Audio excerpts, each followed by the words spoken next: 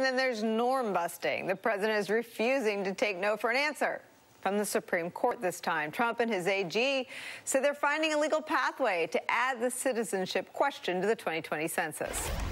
We've been considering all the options, and I've been in constant discussions with the president ever since the Supreme Court decision came down. And I think over the next day or two, you'll see what approach we're taking. And I think it does provide a pathway for getting the question on the census.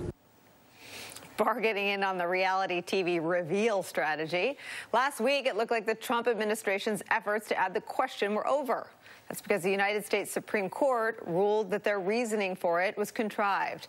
But despite that, the president pressed on, forcing his own Justice Department to reverse course.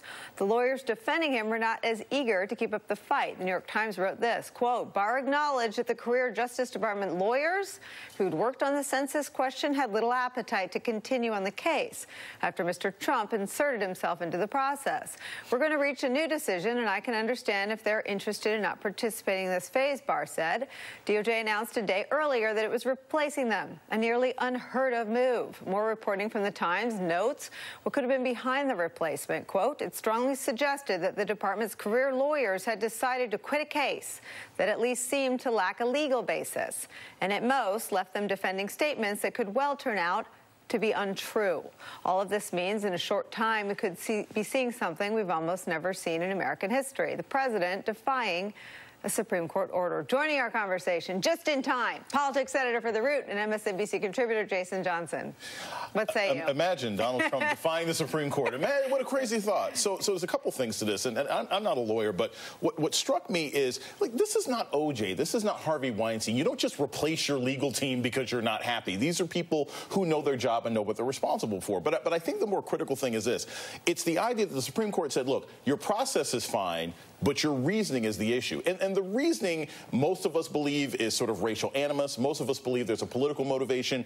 If you have this kind of citizenship question, it's not affecting voters, but what it can do is it denies resource, and blue districts tend to have more people who are non-citizens living there. So if there's resources for disasters, if there's resources for school, if there's resources for environmental reasons, the federal government could use this question to deny access and deny money to districts. And that's a political decision that I don't think the court could really go by.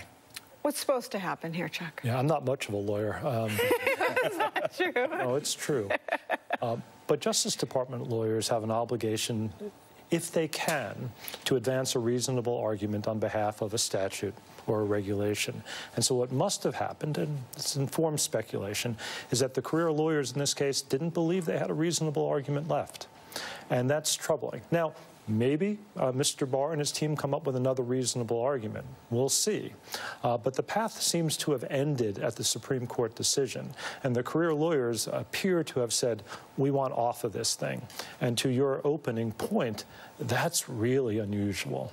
It's really unusual, and Donna, it's another place where it would seem that for all of the opaque nature of the way Barr does business, for all of the bad will that Donald Trump has toward every institution and norm, he's getting his way again. Well, here we go. I mean, he's destroyed Article 1. He's, destroying Article 2. And there goes Article 3 when you have the courts. I mean, President Trump and his Attorney General see no harm whatsoever at going at the fundamental institutions of this government. And the question is how long Congress is going to continue to allow that. And on this question in particular, it's about redrawing the lines and resources, but it's also about what our political representation is in Congress. But wait, Chuck, explain this. How is he going to get his way? Because the forms have already been printed. June 30th was the deadline. You see Trump in there with, like, the photo machine, like, take the white out to the paper. The copy machine.